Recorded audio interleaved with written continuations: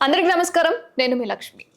బండి సంజయ్ కుమారుడైన బండి భగీరథ్ గురించి చెప్పుకోవాలి అంటే ఆ అమ్మాయి మైనర్ అంటున్నారు, మేజర్ అంటున్నారు. కావాలనే ఆ అమ్మాయి హనీ ట్రాప్ ద్వారా ఈ అబ్బాయిని ట్రాప్ చేసింది అంటున్నారు. చాలా రకాలుగా వినిపిస్తున్నాయి సోషల్ మీడియా ఓపెన్ చేస్తే. మరి అసలు నిజమేంటి? నిజంగానే ఆ అబ్బాయిని ట్రాప్ చేశారా? లేదా ఈ అమ్మాయిని ఆ అబ్బాయి ట్రాప్ చేశారా ఏంటి అన్న పూర్తి వివరాలు క్లియర్ కట్‌గా మనకి ఎవరైనా ఒక వ్యక్తి వివరించాలి అంటే అది ఖచ్చితంగా శేఖర్ భాష గారే.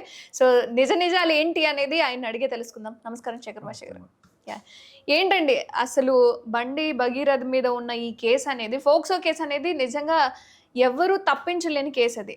మరి ఫోక్సో కేస్‌ని నిజంగానే వాడుకుంటున్నారా? లేదా హనీ ట్రాప్ అనేది జరిగిందా? ఏంటి అసలు? నేను అనుకునేది ఏంటంటే హనీ ట్రాపు అవతల పక్క కాదు, ఇవతల పక్క కాదు. ఇద్దరు ప్రేమించుకున్నారు, తిరిగారు. సరే ఏదో అయింది, చెడింది.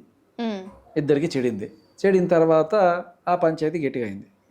మేబీ జనరల్గా గొడవలు ఎక్కడ స్టార్ట్ అవుతాయంటే అమ్మాయి వెళ్ళి వేరే అబ్బాయితో క్లోజ్గా ఉండడము, అబ్బాయి వెళ్ళి వేరే అమ్మాయితో క్లోజ్గా ఉండడము. ఇవి చూసినప్పుడు ఒకళ్ళనొకళ్ళు గట్టిగా ప్రశ్నించుకోవడం, ఒకళ్ళొకళ్ళు తిట్టుకోవడం, కొట్టుకోవడం, లేకపోతే సోషల్ మీడియాలో స్టేటస్లు పెట్టుకొని చేసుకునే యుద్ధాలు, రీల్స్ పంపించుకునే యుద్ధాలు, ఇటువంటివన్నీ జరుగుతూ ఉంటాయి కామన్. సో నేను అనుకునేది వీళ్ళ కేసులో కూడా అదే జరిగింది.